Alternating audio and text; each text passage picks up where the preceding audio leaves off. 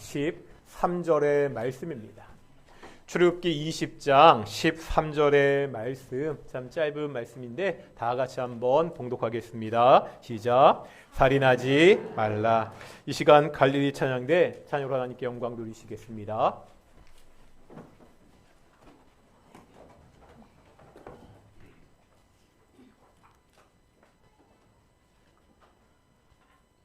우리 오늘 옆에 분들과 이렇게 인사하며 시작하겠습니다. 이 계절 당신 때문에 따뜻합니다. 인사하겠습니다. 시작. 어떠한 상황에도 옆에 있는 성도들 때문에 따뜻하게 보낼 수 있는 귀한 동인교회가 되기를 축원합니다. 다시 한번 인사하겠습니다. 하나님이 우리와 함께 하십니다. 오늘 동인교회 예배도 하나님의 영광의 임재가 함께 있는 귀한 예배가 되기를 축원합니다. 오늘도 우리가 십계명의 말씀을 보고 있습니다. 오늘 보았던 십계명, 6계명은 살인에 대한 계명이죠. 우리말로 딱 6글자입니다. 단순하게 살인하지 말라 이렇게 말씀하고 있습니다. 다른 십계명의 계명과 달리 살인이라는 것은 나와 별 관계가 없어 보입니다. 하지만 조금만 더 살펴보면 6계명은 참 고민할 것이 많은 계명인 것을 알게 됩니다. 6계명에서 살인하지 말라고 할 때 사용된 동사는 시브리어로 라차으라는 동사입니다. 이 라차라는 동사가 어떠한 의미가 있는지 성경에 나오는 용례를 통해서 한번 살펴보겠습니다. 먼저 민수기 35장 20절부터 21절인데요. 민수기 35장 20절부터 21절 읽겠습니다. 시작.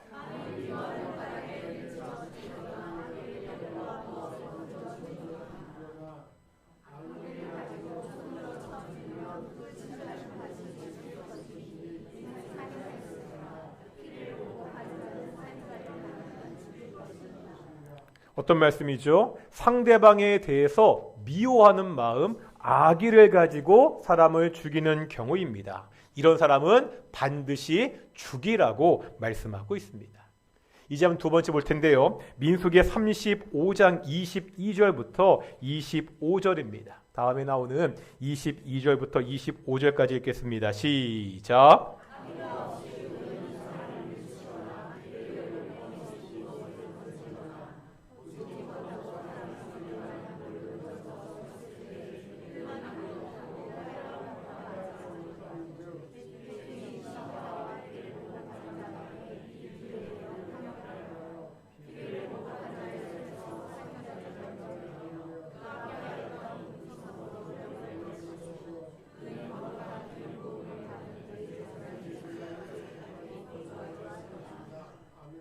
이게 첫 번째 경우랑 상황이 다르죠. 어떤 경우죠? 앞에 거는 나쁜 마음을 가지고 사람을 죽이려는 경우였습니다.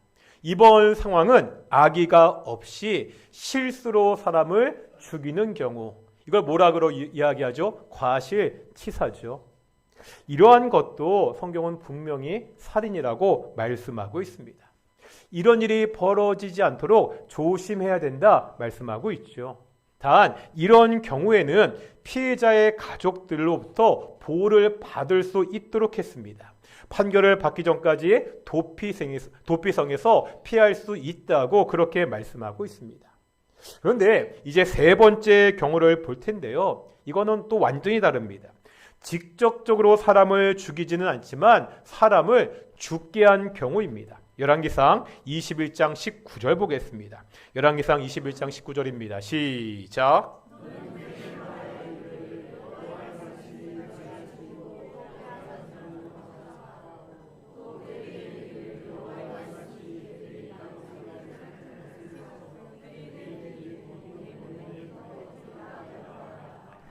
지금 이 말씀은요, 하나님께서 엘리야를 통해서 아합왕에 가신 말씀입니다. 어떤 상황인지 아시나요? 아합은요, 나봇의 포도원을 가지고 싶었습니다. 하지만 나봇이 포도원을 팔지 않죠. 그러자 아합의 아내 이세벨이 이를 꾸밉니다. 거짓 증인을 세워서 나봇을 사형에 처합니다. 이 아합이요, 자기 손으로 직접적으로 나봇을 죽이지 않았습니다. 하지만 자신이 가지고 있는 권력을 통해서 간접적으로 사람을 죽게 한 것도 살인이라고 성경은 분명하게 말씀하고 있습니다. 사실 독재 정권 시절 우리나라에서도 이런 경우들이 많이 있었습니다. 간첩이라고 주장을 했지요. 무고한 사람들을 법정형으로 사형에 처하기도 했습니다. 이처럼 살인하지 말라는 계명은 직접적인 살인뿐만 아니라 과실치사나 간접적으로 자신의 힘을 이용해서 다른 사람을 해하는 것도 안 된다는 것을 분명히 말씀하고 있습니다. 그런데 우리가 성경을 보다 보면 사람은 이렇게 죽이지는 않지만 사람을 죽이는 것과 똑같은 행위가 나옵니다. 바로 이것을 예수님이 말씀하셨습니다. 마태복음 5장 보겠습니다. 마태복음 5장 21절과 22절입니다. 5장 21절, 22절 읽겠습니다. 시작.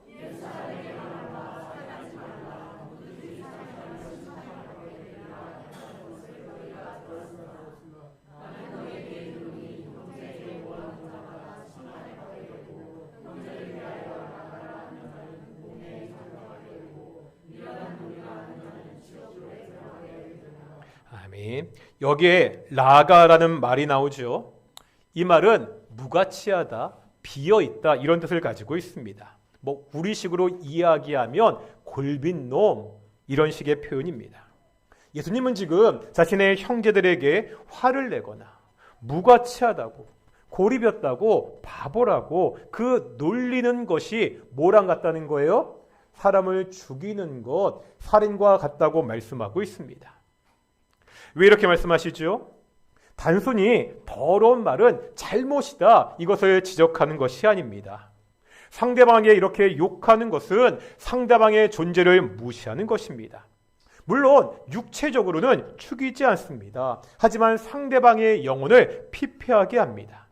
한 사람의 존재를 죽이는 행위라는 거예요. 말로 상대방을 무시해서 그 영혼을 피폐하게 만드는 그것도 뭐라고요? 살인이라고 말씀하고 있습니다. 요즘은 이와 굉장히 비슷한 것이 있습니다. 학교 폭력과 집단 따돌림입니다. 송혜교가 주연했던 더 글로리라는 드라마가 신드롬을 일으킨 적이 있습니다. 이게 주인공이 고등학교 시절 자신을 괴롭혔던 그 학생들을 다 커가지고 철저하게 복수하는 그러한 내용입니다. 많은 사람들이 이 복수극에 환호를 보냈습니다. 하지만 현실은 드라마와 다르죠. 복수를 하는 것은 현실적으로 거의 불가능합니다. 오히려 시달림 끝에 자살을 하는 경우도 많은 것을 우리는 뉴스를 통해서 접하게 됩니다. 칼을 들어서 사람을 죽이지 않더라도 그 혀를 가지고 따돌림으로 사람을 죽일 수 있다는 거예요. 이건 역시 살인이라고 성경은 가르치고 있습니다. 우리 주변에서 말로, 행동으로 사람의 존재를 무가치하게 만드는 이러한 일이 벌어지지 않도록 우리가 노력해야 됩니다. 이건 역시 우리가 육계명의 말씀을 지키는 방법입니다. 그러면 이제 근본적인 질문을 한번 해보겠습니다. 왜 사람을 죽여서는 안 되죠? 1993년도에 나온 얼라이브라는 영화가 있습니다. 이게 포스터가 이렇게 생겼는데 혹시 보신 분들이 있는지 모르겠습니다. 1972년 안데스 산맥에서 실제로 일어난 비행기 사고가 배경입니다. 이 사고로 칠레로 가던 럭비팀과 그 가족, 친구들이 이 산맥에 고립되었다가 나중에 구조가 됩니다. 이때 이 구조가 빠르게 이루어지지 않았습니다. 그러다 보니까 어떤 문제가 생겨요? 먹을 것이 떨어지게 됩니다. 이 상황에서 남아있는 사람들이 한 가지 결정을 하게 됩니다. 이미 죽은 사람의 인육을 먹게 됩니다. 끝내 인육 먹는 것을 거부하고 그냥 굶어서 죽은 사람들도 있었습니다. 어떻습니까? 만약 내가 이런 상황이라면 인육을 먹고 살아남았겠습니까? 끝까지 인육을 먹지 않고 굶어 죽었겠습니까? 쉽지 않은 결정이죠.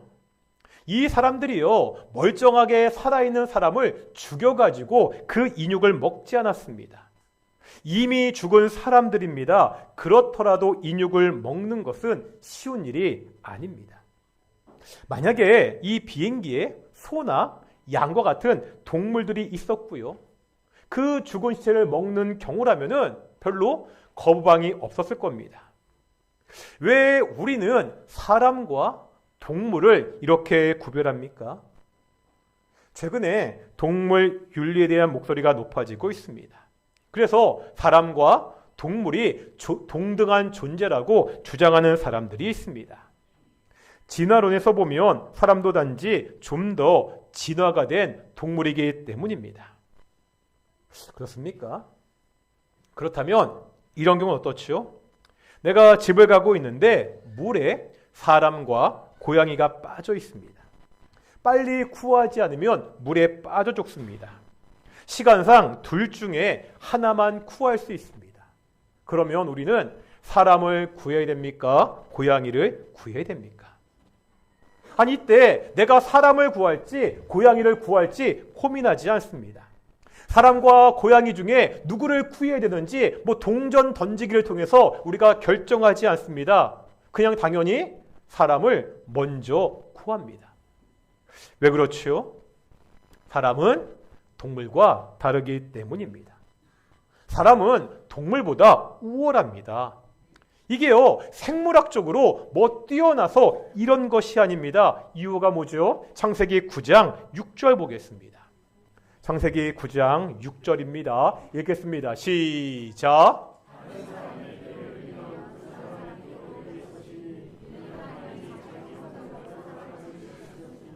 아멘. 왜 사람이 동물보다 우월하지요? 왜 사람을 죽여서는 안 되지요? 하나님이 사람을 하나님의 형상대로 창조하셨기 때문입니다. 다른 이유가 없습니다. 모든 사람은 다 하나님의 형상대로 지어진 존재입니다. 이것은요, 그 사람이 얼마나 높은 지위에 있는지, 얼마나 돈이 많은지, 얼마나 많이 배웠는지와 전혀 상관이 없습니다. 사람이면 그 존재 자체로 존중을 받아야 됩니다. 모든 사람은 다 하나님의 형상대로 지음을 받았기 때문입니다. 그러기에 힘이 없다는 이유로 다른 사람을 함부로 대하거나 학대하지 말아야 됩니다. 돈이 없다는 이유로, 배우지 못했다는 이유로 다른 사람을 무시하지 말아야 됩니다. 이런 행위들은 모두 다 하나님의 형상대로 지어진 그 존재를 죽이는 행위라는 거예요. 우리가 다른 사람들을 하나님의 형상으로 가장 소중하고 중요하게 그렇게 대해야 됩니다. 이건 역시 오늘날 우리가 6계명의 말씀을 지키는 한 가지 방법입니다. 이제 이 6계명을 좀 더 확대해서 생각해 보겠습니다. 먼저 자살의 문제입니다. 자살. 우리나라가 OECD 국가 중에 자살률이 압도적으로 높다는 뉴스를 자주 접하죠. 평균 2배가 더 높다고 이야기합니다. 자살을 이야기할 때 분명하게 할 것이 있습니다. 자살은 죄입니다. 이유가 뭐죠? 사람에게 생명을 주신 분은 하나님이십니다. 내 생명이라고 그냥 내 것이 아닙니다. 그러기에 자살을 하는 것은 분명하게 6계명을 어기는 일입니다.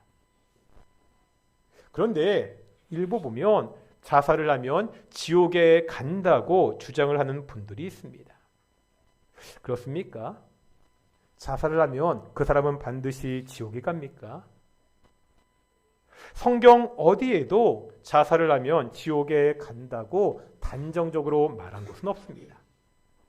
그래서 이렇게 말하기도 합니다. 다른 죄는 회개할 수 있습니다.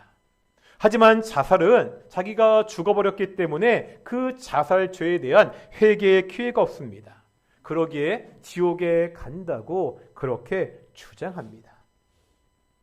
이런 주장에 대해서는 어떻게 생각하시죠? 우리가 죄를 지으면 회개해야 됩니다. 그렇다고 죽기 전에 내가 지었던 모든 죄를 다 회개하고 죽을 수 있습니까? 오늘도 우리 집사님이 대표 기도 중에 이런 기도 하셨는데요. 알고도 지은 죄, 모르고도 지은 죄를 다 용서해 주십시오. 왜 이렇게 기도하는 거죠? 죄 용서를 간절히 바라는 마음으로 그렇게 기도하는 겁니다. 이 기도는 의미가 있고 충분히 이해가 갑니다.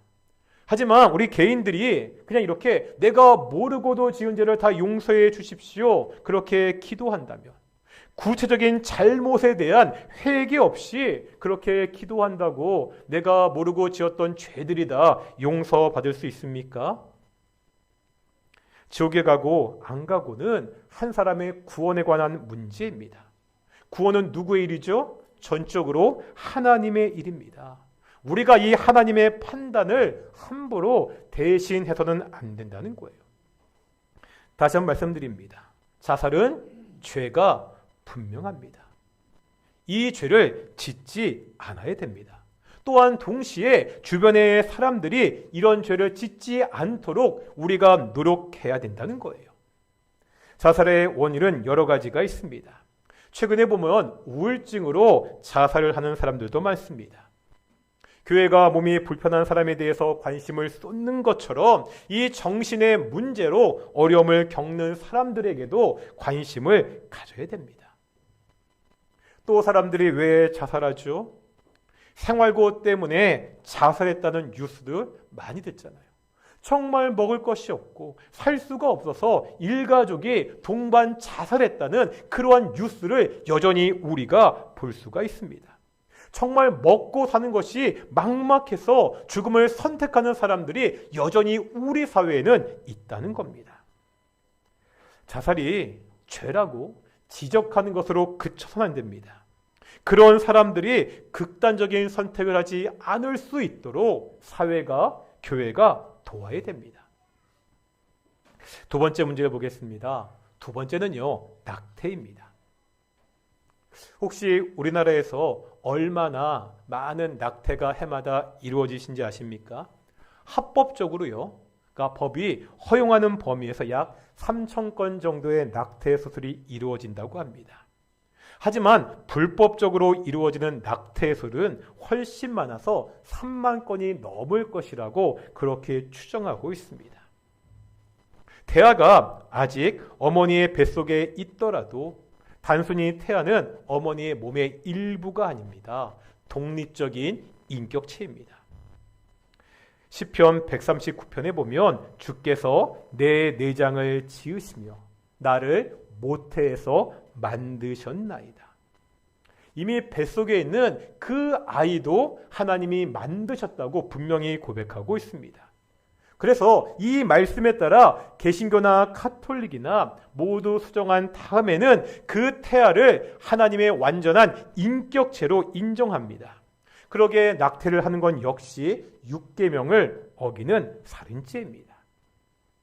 그런데 현실적으로 보면 이렇게 단정적으로 말하기, 참 판단하기 어려운 상황들도 있습니다. 예를 들어서 산모의 건강이 심각하게 안 좋을 때입니다. 뭐 그런 경우 있잖아요. 계속해서 산모가 임신한 상태로 있으면 그 생명이 위태로운 경우들이 있습니다. 이럴 경우 결정하기가 쉽지 않습니다. 산모의 목숨도 소중하고 태아의 목숨도 소중하기 때문입니다. 하지만 이런 심각한 건강상의 문제보다는 이런저런 상황 때문에 낙태를 하는 경우가 훨씬 많이 있습니다. 흔히 하룻밤 실수로 임신을 했다, 이런 말들을 하잖아요. 나이도 어리고 도저히 아이를 키울 형편이 되지 않아 낙태를 선택하는 경우도 있습니다. 또 요즘은 초음파 검사를 통해서 그 태어날 아기가 장애가 있는지 없는지를 미리 알 수 있습니다.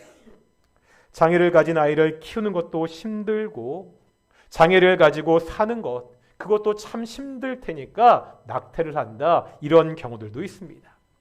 또 있습니다. 성폭행을 당해서 임신을 하는 경우도 있습니다. 심각한 것은 이 성폭행이 심지어 아버지와 같은 근친에 의해서 이루어지기도 합니다.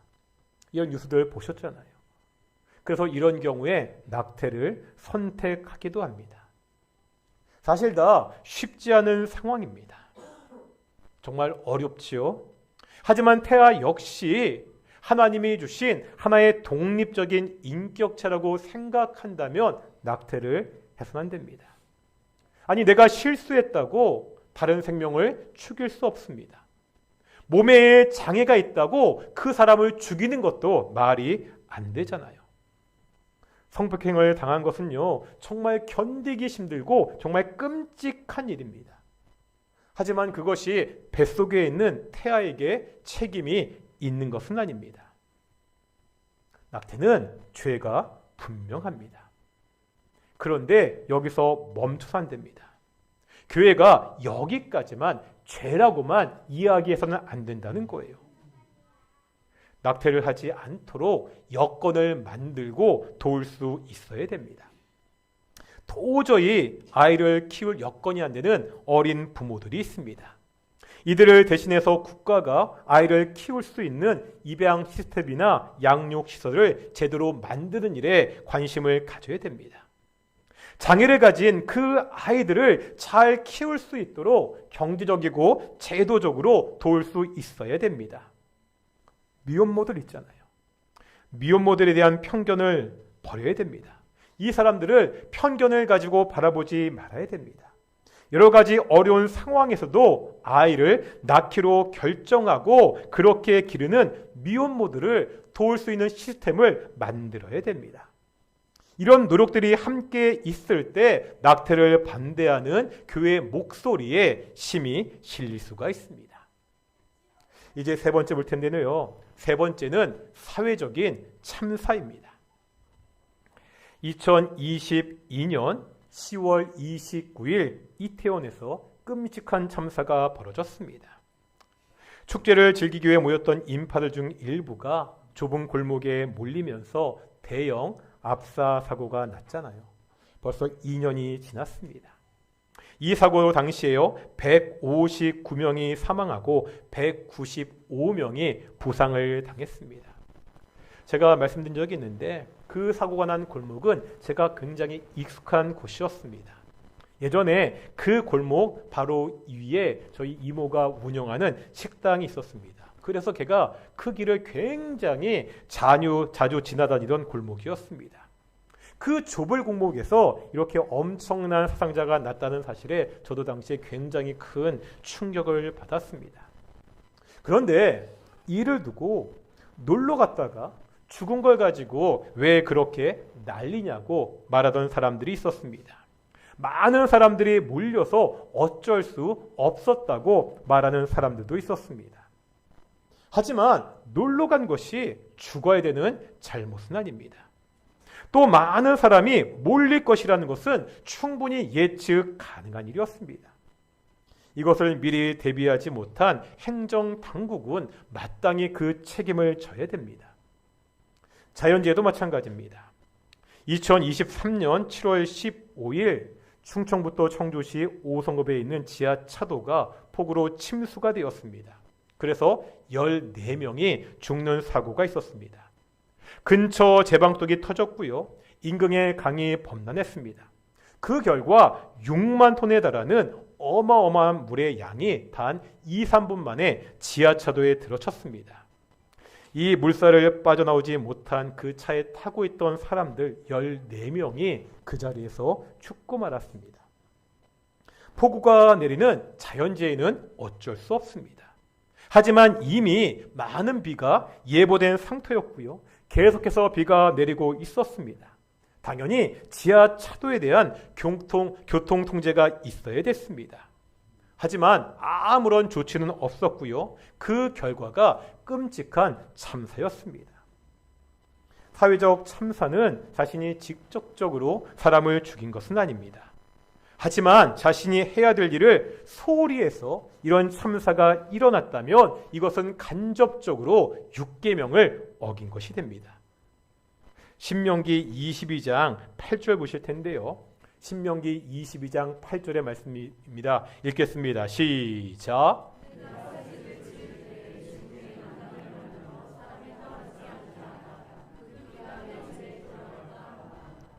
구약의 율법서에는 굉장히 다양한 말씀들이 있습니다. 뭐죠? 네가 새 집을 지을 텐데 그 지붕에 뭐를 만들라고? 난간을 만들라고.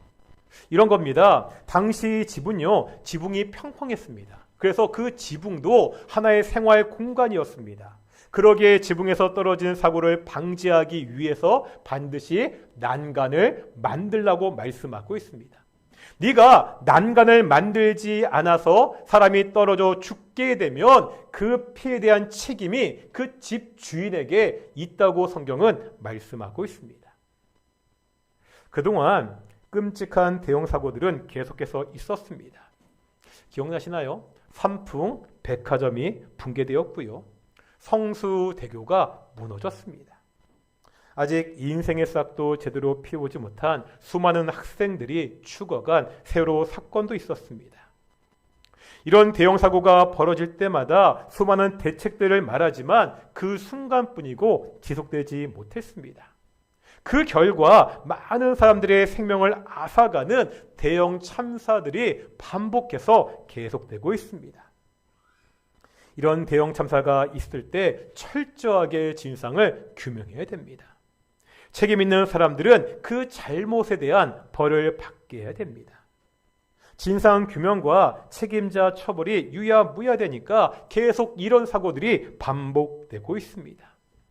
정말로 사람의 생명을 안전하게 지키는 그러한 사회를 만드는 것도 교회가 관심을 가지고 애써야 되는 부분이라는 겁니다.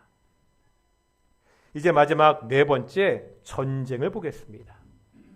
사람이 단시간에 가장 많이 죽는 경우는 전쟁입니다. 우리나라는요, 이 전쟁에 민감하지요. 분단국가이기 때문입니다. 지금 우리나라는 종전이 아니라 어떤 상태라고요? 휴전 상태입니다. 그러다 보니까 요즘도 심심치 않게 북한에 대해서 선제 공격을 해야 된다느니 북한과의 전쟁을 해야 된다고 입에 올리는 사람들이 있습니다. 우리가 북한의 도발을 막기 위해서 정말 노력해야 됩니다. 전쟁 억지를 위해서 더욱더 국방력을 튼튼하게 만들어야 됩니다. 하지만 전쟁이라는 것은 한번 해볼까? 이렇게 말해서는 안 되는 엄청난 비극입니다.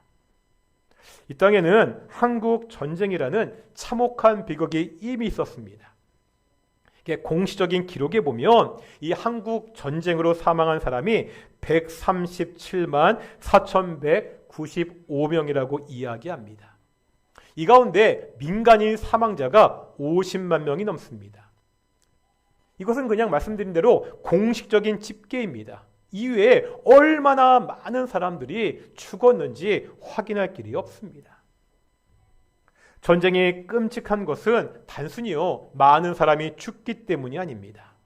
전쟁이라는 상황은 평범한 사람들의 인간성도 파멸시킵니다. 미국과 이라크 전쟁 당시 일부 미국 군인들에 대한 시사 프로그램에 고발이 있었습니다. 이라크 군 포로 수용소 아부 그라브에서 벌어진 일이었습니다. 당시에 미국 헌병들 일부가 포로들에게 신체적이고 성적인 학대를 하고 강간을 자행했습니다. 이 사람들은 자신들의 행동을 자랑하고 오히려 그것을 카메라로 찍었습니다. 그 사진이 유출된 거예요. 그 사진에 보면 고통받는 포로의 모습과 그것을 아무렇지도 않고 즐기는 미국 병사들의 모습이 있었습니다. 사진 한번 보여주시겠어요? 제가 밑에 거는 모자이크 처리했는데 죽은 이라크 그 포로 시체가 있고요. 그 위에서 해맑게 웃으면서 사진을 찍고 있습니다. 이거 대해도 굉장히 사진들이 많은데 너무 끔찍한 사진들이 많아가지고 이렇게 올리지는 못하고요. 해맑게 웃고 있잖아요. 이 병사들이요, 보통 사람들보다 특별히 악했던 사이코패스가 아니었습니다. 사진 치워주시고요. 저런 사진 오래 볼 거 아니니까.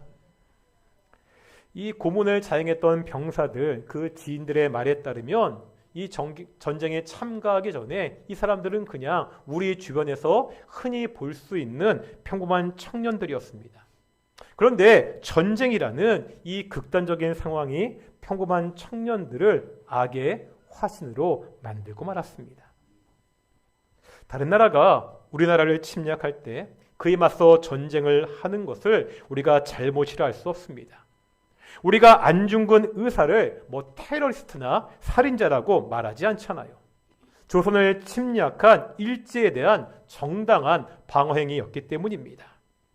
하지만 오늘날 현재 벌어지고 있는 대부분의 전쟁은 정당한 명분이 없습니다. 몇몇 국가나 권력자들의 정치적인 이익을 위해서 벌어지는 것이 현실입니다. 정작 이렇게 전쟁을 벌인 자들은요, 전쟁이 끝나고도 별 처벌받지 않습니다. 무고한 군인들과 민간인들만 희생을 할 뿐입니다. 명분이 없는 전쟁을 반대한다는 것이 그냥 손 놓고 평화를 외치자 이런 이야기가 아닙니다. 우리가 전쟁을 억제하기 위해서라도 역설적으로 우리나라의 군사력, 국방력을 더욱더 튼튼하게 해야 됩니다. 이런 노력과 더불어서 외교 등을 통해서 이 나라에 전쟁이 일어나지 않도록 노력해야 됩니다. 또한 정당하지 않게 벌어지고 있는 국제사회의 전쟁에 반대하는 목소리도 지속적으로 낼 수 있어야 됩니다. 이것이 오늘 6계명을 지키는 또 다른 방법입니다. 처음에 말씀드렸듯이 살인하지 말라는 말씀은 직접적으로 나와는 별 상관이 없어 보입니다. 우리가 사람을 칼을 들어 죽일 일이 없잖아요.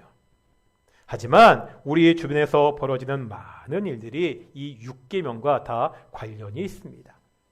나 한 사람 살인하지 말라는 계명을 지키는 것을 넘어 이 사회가 이 계명을 지킬 수 있도록 감시할 책임이 우리에게 있습니다. 후회받고 힘들어하는 이웃을 돌아보고 돌봐야 됩니다. 그 이웃들이 스스로 목숨을 끊는 일이 없도록 해야 됩니다. 이건 역시 오늘날 교회가 6계명을 지키는 하나의 방법입니다. 소극적으로 살인하지 않는 것을 넘어 적극적으로 이 하나님의 말씀이 실현될 수 있는 그 사회를 만들어갈 책임이 오늘 우리 성도들에게 있습니다. 또 이 6계명은 한 가지 우리에게 가르쳐주고 있습니다. 우리 한 사람 한 사람이 내 옆에 있는 그 한 사람 한 사람이 하나님 앞에서 얼마나 소중하고 귀중한 존재인지 가르쳐주고 있습니다. 왜 그렇죠? 하나님의 형상대로 창조되었기 때문입니다. 나는 하나님의 형상대로 창조된 소중한 사람입니다. 그러기에 내 목숨, 내 생명을 귀하게 여겨야 됩니다. 내 옆에 있는 그 사람도 역시 하나님의 형상대로 창조된 가장 소중하고 중요한 사람입니다. 그러기에 그 사람이 온전한 삶을 누릴 수 있도록 우리가 관심을 가지고 끊임없이 기도할 수 있어야 됩니다. 처음에도 인사했는데 다시 한번 옆에 분들한테 이렇게 인사해 볼까요? 당신은 나에게 소중한 사람입니다. 사랑하는 동인교회가 서로에 대한 이 소중한 마음을 품고 서로를 세워가는 귀한 교회가 되기를 축원합니다. 우리 한번 그 마지막 우리 소중하다고 인사했는데 당신은 사랑받기 위해 태어난 사람이란 찬양이 있죠.